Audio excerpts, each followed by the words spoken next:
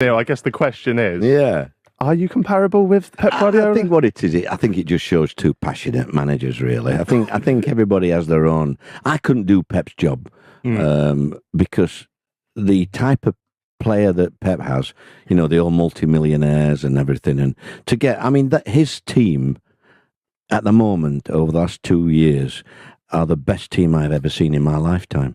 Manchester City. I have never seen anything like it. I was at Cardiff City and we played Man City and we're 0-0. I think 25 minutes. And we're playing really well. And I'm stood there on a lovely day, and typical football day, a little drizzle on that. And I'm thinking, wow, we're doing well here. And we go in at half time, 3-0 down. And the third goal just before half time, Silva scores it, and I'm don't forget I'm the manager of the home team, and he scores it from outside the box, and I'm going, what a fantastic goal that is in my mind, and I'm the manager, and the 3-0, and you couldn't fault any of my lads. They were just amazing, and they moved on. They moved football on so much, and I really hope they win the Champions League because it's one thing that has been missing. Is it hard to get your player? I know they're all professional in that, but still, when you see you're coming up against like a great Man City team, as you say, the best team you've ever seen, is it hard to get your players up for that? No, it's not hard, but you've I think they're up for games like that, but you've got to be so organised. Everyone has got, because if there's one weakness in your team, and really with the teams that I've got, there's more than one weaknesses in at times. That's no disrespect to them, but if there's a weakness in a team, Manchester City find it. That they find it. They're so good at moving the ball around and things like. I mean, I've never seen football like it. But having said that, I think Pep respects me as well. Are you with me? When we played him over there, and I went in his office after. He was a bit annoyed, I think, at the time because his daughters wanted pictures with me, not him. I love it. What's he like as a man? Smashing, is he? Lovely man. They all are. Jurgen is. I think I've had one or two run-ins with managers, and you'll have to come to one of my shows. I don't want to give you too much away, but it's nice to get one or two things off my chest. After I've finished. Yeah. Oh, well, maybe this is one you can't answer then, because Steve, you had a question about the. Yeah, I was intrigued to know whether there were any managers that you properly locked horns with, because obviously in our my biggest one was probably Fergie and Wenger. They had a bit of a thing going on. I've got stories about them. Yeah. What he means is he's not going to give too much away. Buy a fucking ticket. and Benitez. No, I've got a few stories. I mean, I get on with a lot of people. Think I don't get on with anybody, the story, because it's better for people to think that I'm the Marmite man and all that lot, and I just go along with it. Me, if I'm honest, what I try and do wherever I've been is try to give the ordinary fans an enjoyable afternoon. I want them to enjoy the football. I want them to see crosses, shots, saves, oohs and ahs, and referee. I mean, I can't stop myself with referees, can I? It's one of those things. My dad was a Class 1 ref. He used to say the best referees are the ones you don't see. Well, Yeah. I mean, now you go in the referee's room before the game. They look like male models, some of them. And I'm thinking, oh no, my God, we've got him today, and that, but there are good referees, Anthony Taylor lately, I think he's been absolutely fantastic, mate. But then, you see your Mike Dean. Yeah. I'm glad you said that, because I was getting around the name. Yeah. I mean, they said to me, when he was retiring, they said, Neil, there's news today that Mike Dean's retired. I said, 10 years too late. You didn't get on with him. I didn't want to use the whole phrase. You're fine here. You're fine. Was it one that, if you saw you had Mike Dean reffing the game that day, it'd be like you'd be gutted? And I knew we'd get nothing. I mean, once at Burnley, he gave us a penalty and then talked to the linesman, and within 5 minutes changed his mind and give it. And then they scored a goal. The kid up front was off in front of the goalie on the goal line, interfering with the goalie, and the head at Barnes it was, that's right. He headed a ball from 6 yards out. He's in front there, and he didn't disallow it at all. Really? And you just know. I just knew when I got Mike Dean that I'd get nothing really. And it's same with Craig Pawson. I've had Barney's with him with Chelsea over the years. I've been fined, I don't know how much, twice. I once the first game at Palace, Scott Dan did a foul and got booked, and And about 10 minutes later, John Terry did a worse foul and got up, put his arm around Craig Pawson and talking to, John Terry, blah, blah, blah, and never even booked him. And I said something after, I said, well, you saw John Terry's booking. Now, that was a lot worse a tackle than Scott Dan's, and yet he didn't get booked. If that was one of my lads, he'd get booked. Right. I think it was 15 grand I got done. Really? For saying that. Yeah, because I'm insinuating that Craig Pawson was, what's the word? Corrupt? No, not corrupt. No, that's on your website, Paul. Biased. No, yeah, so there's another word for it. Not natural. Influenced. Yeah. Favouring? No, forget it. We're useless. You lads have no chance. But, I love the idea as well that you were taking, you've got a bit of a reputation for taking players with you. Is it Paddy Kenny that have you had Paddy Kenny at 5 clubs? 5, yeah, probably. Yeah, when I took him to, is he off the nightness? It was what? Is he off the nightness? I don't remember that. He was at Bradford Park Avenue, and I went to watch him. A chunky little lad he were, but I loved him. He mouthed off. He shouted to his defenders, and he come and he was brave as a lion. And I'd only watched about half an hour, and I said, "Yeah, we'll have him." So we went and we signed him at Bury, and he came over, and I said, "Listen, I want you to have more experience, Paddy, than Bradford now. So I'm going to send you on loan." So where am I going, Gaffer? He says, I said, "You're going to Whitby, son." "Whitby, where's that?" I said, "Up top here, from up above Scarborough." I said, "Lovely place." And I remember him he went for 3 months, which was the best thing he could do, because the man's game up there. But he rang me I think it was 1 December or January, when it was really cold. "Gaffer," he says, "any chance of me coming back?" He said, "It's the coldest place I've ever been to." But he come back, and he was, I've always had good goalies. I've always got good goalies. Going back to Notts County, I had Steve Cherry, and I've had Francis at Huddersfield, and loads of others. But I could never sign strikers. Could you not? Oh, we're bad with strikers, mate. Bloody hell. You got half of it right then, because I was always, well, everybody should know in football, they've heard about that much. You always look at your goal scorer and your goalkeeper, your first two players, and you improve those two, if you need to, as quickly as you possibly can. Perhaps a goalkeeper's easier to find, but the front man is not as easy. But And then, all goalies think they're strikers, by the way. If you actually in the Edison five-a-side, they like to play out up front. There, they do. Don't they? They always want to go up front, don't they? Yeah, they do. Makes me think of David James that when he played up front. Yeah. Well, when I was at Scarborough, Kevin Blackwell, that's when I first signed Kevin, who worked with me as my assistant for many years. Kevin was a goalkeeper, and he'd come on board. Anyway, when we got promotion, went to Spain, for a celebration. Like, really, we had a fabulous bus then that they used to make in Scarborough, and so we used to. We'll take you down to Spain, anyhow. So we went down there, and we played the Spanish team. Well, one of the team had glasses as thick as that. They were like Benny Hill glasses. You won't remember Benny Hill. But they had glasses like this. He had it on a string. That was a striker in this game. Striker with glasses? So we weren't doing so well. And this Stuart Mell, we were trying like hell to score at striker.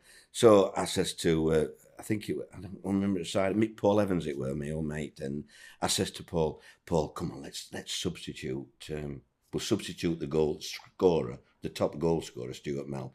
I said, "What are you going to do? What are you going to put up front?" I said, "I'm going to put Blackie up front because he's the goalkeeper." I said, "Because he always says what a striker he is, doesn't he?" Right. So we substituted Stuart Mell and put Blackie up front. Well, Stuart Mell were absolutely distraught. A goalkeeper taking his place. So Blackie goes in and scored a hat-trick. In 45 minutes, he scored a hat-trick. Well, I've never heard it. Every time I see him now, and for the last 25 years, he brings it up every time. Can you remember that? That substitution he made in Spain, Gaffer, and all that. But he did. He scored, good decent goals and all, actually. But they all think they're gifted. Do you know, when I've had 8 promotions in that respect, and when I look at my teams were never the best team, but they were probably the best dressing room. And when we've overcome hurdles, do you know how important is that? You're proud, aren't you? When you look around the dressing room, you must be the same with your lads last few years. When you look around that dressing room, you think, "Wow, I want to go in." No, I'm not that type of manager like you are. No. Oh, I would have loved to be a guide for the manager, but today all the new generation. I'm sorry to tell you, so comparing you and me as a new generation, is more about tactics, about white angles, singles. Yeah. And before, but you grew up without white angles, without sports science and people giving that. It's more skiing. It's more eye contact. It's more going to the dinner, say the more stupid thing and laugh for the stupid thing, and create this vibe that it's not about training. It's not about the 4-4-2 or 4-3-3 or this kind of stuff that today is a modern football happen. And I'm not like that. I'm not that because I grew up in that generation, and I would love to have that sense to the players. Yeah. Like can see me as a father, or can see me like these hacks. So that when you shout them, it's because even laugh when you shout. Yeah. And right now, I mean, it's me. It's completely different. I'm sorry. I would love to be most of the time like. Well, like when I look at managers over all divisions, I still think successful ones, you can have all the coaching and all the systems and 4-2-3, 5-3-2, and all this lot. I still feel that the successful ones are the best man managers. I still think man management is the main ingredient that you need to be successful. Because in my squads, I needed my players to go through a brick wall for me. Yeah. They had to, and that's how my players are. Whereas yours are slightly different because of the ability that they've got. So, but both I think, both teams, your teams, our teams, they run, as you said before. They either run, I'm in a problem. Yeah. Of course, I was lucky than you because I had Messi. Yeah. And you didn't have. No. I have an exceptional players that break the wall. It was easier for me than for you. But at the end is that if you don't have that, and you had the first three. You had Messi. Did you have him for the first 3 years? Yeah. No, just arrived. When I arrived, happy.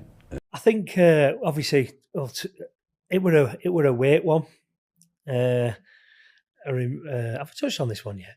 No. No? No. Or we were talking about it before? You told me before, yes. Edit that bit, can't we? Yes. No, and I'd wanted to lose a bit of weight, and I went to see Tony Daly, were our fitness coach at the time, and I said, I want to lose a bit of weight before season starts. Right, we'll do this, we'll do that. So I used to go on the bike before training, after training, just 20 minutes each day, a bit of a fat burner. And eventually I'd lost a stone, and I'd lost about 4 or 5% body fat.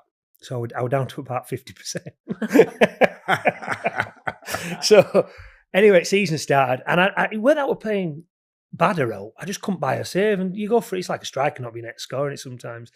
And I couldn't buy a save. And Warnock got me in the office, and he just went, "What's wrong with you? Why are you when I need you? That's what you're normally there when I need you. Them important saves at them right moments, you're not there." I went, "Gaffer, do you know what? Since I've lost that weight, I've just not felt same." He went, "What weight?" I'm like, "Well, I've lost a stone, and my body fat's down 4 or 5% since last season." He went, "What?" I went, yeah, me and Tony have been doing it. He went, "I'll tell you what, get in your car and on your way home, get to McDonald's and put that weight back on now." You couldn't get there quick enough. And did it help?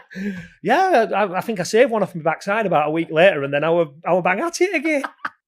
So over 1600 is phenomenal. Can you remember your first game in charge, getting your chance? I can't remember who we played, but my first game actually was Gainsborough Trinity, Alan. And I remember the chief, the guy, he ran the league actually, Ken Marsden they call him, Northern Premier League, and he ran the league, and everybody told me he picked the team, that he got a managers in, and I was a young manager. And I remember he came up to me before the game, "Are you playing so-and-so?" And I said, no. Well, the boardroom, they think you should play so-and-so. So I thought, well, I've got to start somewhere here. So I said, no, I'm not actually, Ken. I said, well, you have to see me after, won't you? And the kid they didn't want me to play scored 2 goals and we won. And when I come off the pitch, he was waiting for me, and he said, "Neil, we'll have to get that lad signed up now. He's not signed on proper contract." I thought, this is 90 minutes late. But that was good for me, because I realised if you don't do your own thing, even though you're panicking, you've no chance. Yeah. So it was a good background for me, that. But you could have been cheeky and said, "Well, you didn't want to play him in the first place." I told him, "Look, have a good 90 minutes. I'm letting you go after the game. Regardless of what happens, you watch him go." Right? I weren't that clever at that time, Alan. I would have said that now. But I don't think I weren't as clever at that time to think about that. I just looked at him and I thought, how stupid do you sound now? You know, I didn't have to say, oh. Did he ever come across with any of that nonsense with you, mate? No, but I'll tell you what, he's gripping listening now. I think he's he was a fantastic, nothing like his image, you know, the tanned, he doesn't know about football, everybody thought this, that and the other, you know, just using his money, but he's so passionate and he's so knowledgeable. And I have to say, he was brilliant for me. Managers need support, not when things are going well, when things aren't going well. And I remember after getting beat 2 or 3 at home one day, thinking about my position, and him coming in and saying, I said, well, what do you think? He said, you are the man. You're going to get us out of this and you're going to get on. And we did. His support was super. So, you know, a lot of time for him. What was your first impressions, though, Neil, when you first met him?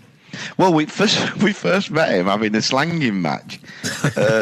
He was in the Palace boardroom. I think I was at Sheffield United, and we had a bit of a bust-up in the boardroom, and we remembered that. But he's like me. When I go out of the room, it's gone. I forget. I don't. You know, you move on, and he remembered that, and he just asked me at a vulnerable time when I was going to retire all them years ago when I left Sheffield United. He just says, "Come down to Palace and have a look and help me out. Will you just have a look at what we need?" And then within 3 weeks, I was in charge. So it was a great time. I never thought about London, and to go down to Palace and then QPR, 2 great clubs atmosphere-wise. So I've got a lot of time for him and his family. His dad's a great bloke as well. So, you know, it's I enjoy listening to the show.